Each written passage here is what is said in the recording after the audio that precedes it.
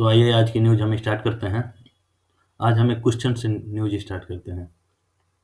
ये क्वेश्चन है, पीएम जनधन योजना के बारे में क्या सही है।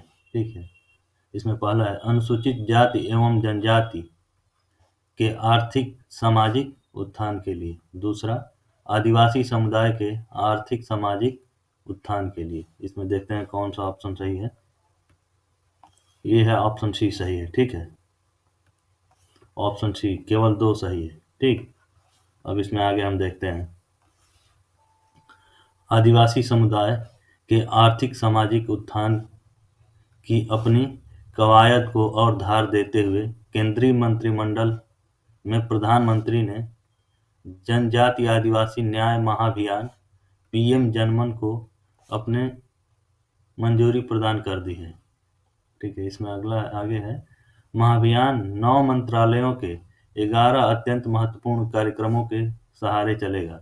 इस योजना में कुल 24,104 करोड़ रुपए खर्च किए जाएंगे। इसमें केंद्र की हिस्सेदारी 15,336 करोड़ रुपए की होगी और राज्य अपने स्रोतों से 7,868 करोड़ रुपए खर्च करेंगे। प्रधानमंत्री ने इस योजना की घोषणा झारखंड के खूंटी में जनजाति गौरव दिवस के अवसर पर की थी।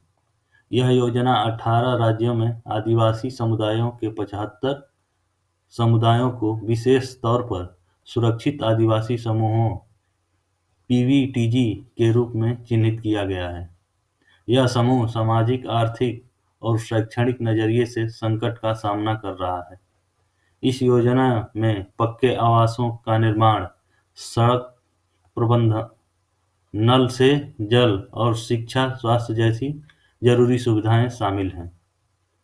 अब हम आपका दूसरा देखते हैं न्यूज। आयुष्मान कार्ड किससे संबंधित है? क्रेडिट कार्ड, कैशलेस स्वास्थ्य card, debit card, LIC insurance card. देखते हैं कौन सा ऑप्शन सही है। आपका बी ऑप्शन सही है, cashless.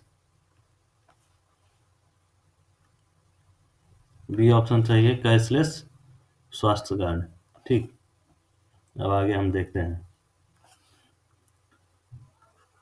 Ayushman digital health care ecosystem को मजबूत करने में आयुष्मान भारत डिजिटल मिशन की अहम भूमिका है।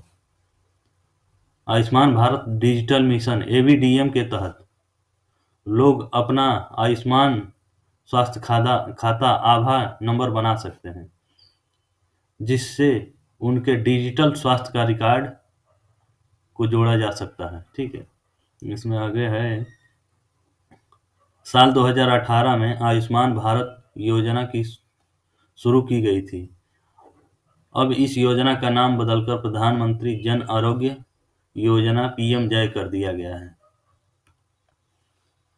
पीएम जय प्रधानमंत्री जन आरोग्य योजना आयुष्मान भारत योजना 5 लाख तक मुफ्त इलाज देने वाली सरकारी योजना है। ठीक है, सरकार दवा चिकित्सा का खर्च उठाती है। इसके बाद कार्ड धारक सूचीबद्ध अस्पतालों में निःशुल्क इलाज प्राप्त कर सकते हैं।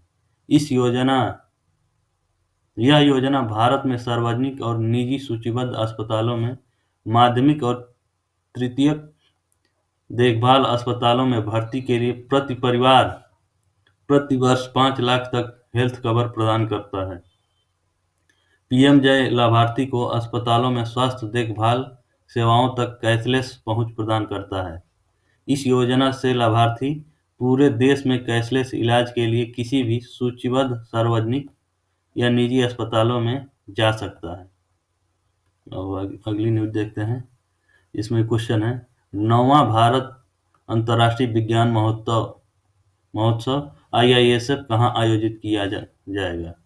नई Delhi, A B Bhopal Madhya Pradesh, C Mumbai Maharashtra, D Faridabad Haryana. आइए देखते हैं, ये आपका ऑप्शन डी सही है, फरीदाबाद हरियाणा।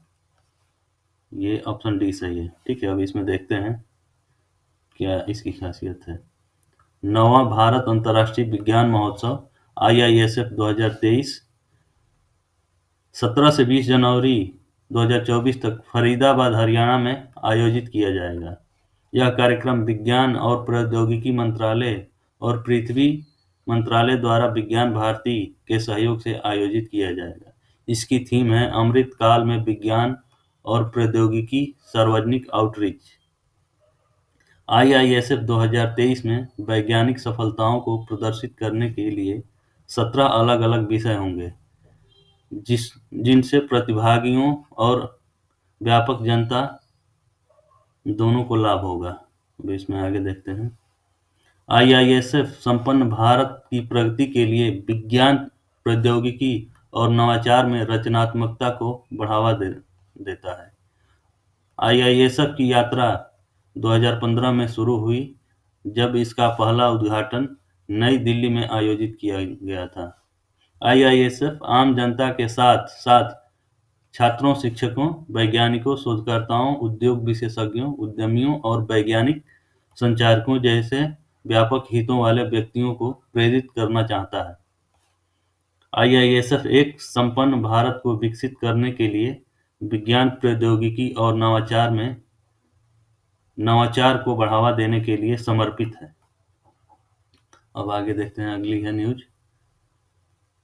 किस राज्य ने जनसंख्या नियंत्रण के लिए 3 से ज्यादा बच्चों पर सरकारी योजनाओं का लाभ नहीं देने की घोषणा की है? पहला है असम, अरुणाचल प्रदेश, दूसरा असम, तीसरा मध्य प्रदेश और चौथा राजस्थान। आइए देखते हैं। इसमें ऑप्शन आपका बी सही है, असम। असम राज्य है ना, उसने घोषणा की है। अब आगे देखते हैं। असम में बढ़ती जनसंख्या को रोकने के लिए राज्य की हेमंत बिस्वा सरकार ने सरकारी योजनाओं का लाभ छोटे परिवारों को ही देने का फैसला किया है। मुख्यमंत्री बिस्वा शर्मा ने गुवाहाटी में महिला उद्यमिता अछोनी योजना की शुरुआत करते हुए इस बात की जानकारी दी। मुख्यमंत्री हेमंता बिस्वा ने कहा कि असम सरकार ग्रामीण महिला उद्यमियों के लिए एक नई वित्तीय योजना लेकर आई है। इसके साथ कुछ शर्तें हैं, जिसमें उनके बच्चों की संख्या की सीमा शामिल है। शर्त के अनुसार सामान्य और ओबीसी श्रेणी की महिलाएं अगर किसी भी सरकारी योजनाओं का लाभ उठाना चाहती हैं तो उनके 3 से अधिक बच्चे नहीं होने चाहिए। इसमें आगे देखते हैं। वहीं अनुसूचित जाति और अनुसूचित जनजाति एसटी की महिलाओं के लिए यह सीमा 4 बच्चों की है। अभी असम की हेमंत सरकार राज्य में 2 बच्चों की नीति पर काम कर रही है। मुख्यमंत्री शर्मा ने मुख्यमंत्री महिला उद्यमिता अभियान की घोषणा करते हुए बताया कि राज्य सरकार के पास विशिष्ट राज्य वित्त पोषित योजनाओं के तहत लाभ प्राप्त करने के लिए 2 बच्चों की नीति होगी। मोरन, मोटोक, चाय जनजातियां जो एसटी दर्जे की मांग कर रही हैं, उन पर भी 4 बच्चों की सीमा लगाई गई है। अब अगली न्यूज है। संयुक्त राष्ट्र सुरक्षा परिषद के अस्थायी सदस्यों की संख्या कितनी है और कौन कौन से हैं? ये है 6, रूस, ब्रिटेन, चीन, फ्रांस, अमेरिका और भारत।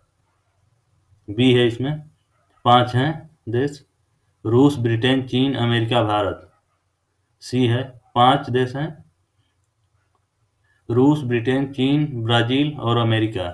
और डी ऑप्शन है, इसमें 5 हैं, रूस, ब्रिटेन, चीन, फ्रांस और अमेरिका। अब देखते हैं कौन सा ऑप्शन इसका सही है। इसका ऑप्शन सही है डी, 5 है, रूस, ब्रिटेन, चीन, फ्रांस और अमेरिका। ठीक है, रूस, ब्रिटेन, चीन, फ्रांस और अमेरिका, डी ऑप्शन सही है। अब इसमें देखते हैं आगे क्या कहता है। संयुक्त राष्ट्र सुरक्षा परिषद संयुक्त राष्ट्र के 6 प्रमुख अंगों में से एक है, जिसका दायित्व अंतर्राष्ट्रीय शांति और सुरक्षा बनाए रखना है। इसे विश्व का सिपाही भी कहते हैं, क्योंकि वैश्विक शांति और सुरक्षा का उत्तरदायित्व इसी के पास है। सुरक्षा परिषद की स्थापना 1945 में हुई थी। इसमें कुल 15 सदस्य होते हैं। 5 अस्थायी और 10 अस्थायी सदस्य प्रत्येक 2 वर्ष के लिए चुने जाते हैं। 5 अस्थायी सदस्य देश फ्रांस, रूस, चीन, ब्रिटेन और संयुक्त राज्य अमेरिका है। संयुक्त राष्ट्र संघ के 6 अंग होते हैं: सुरक्षा परिषद, अंतर्राष्ट्रीय न्यायालय, महासभा, सचिवालय, आर्थिक और सामाजिक परिषद, न्यासी परिषद। अब आगे इसमें देखते हैं।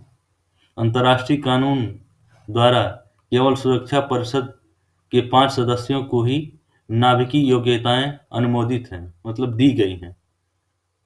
इन सदस्य देशों को प्रतिनिषेध की शक्ति भी दी गई है, जिसका मतलब है सुरक्षा परिषद की बहुमत द्वारा स्वीकृति कोई भी प्रस्ताव इन पांचों में से किसी भी एक के असहमत होने पर प्रस्ताव को पारित होने से रोक सकता है। ठीक है। सुरक्षा परिषद के अस्थायी सदस्यों की संख्या बढ़ाने के बारे में विवाद चल रहा है, विशेषकर 4 राष्ट्र ब्राजील, भारत, जर्मनी और जापान, जिनको G4 भी कहा जाता है। तो आज की न्यूज़ हम समाप्त करते हैं।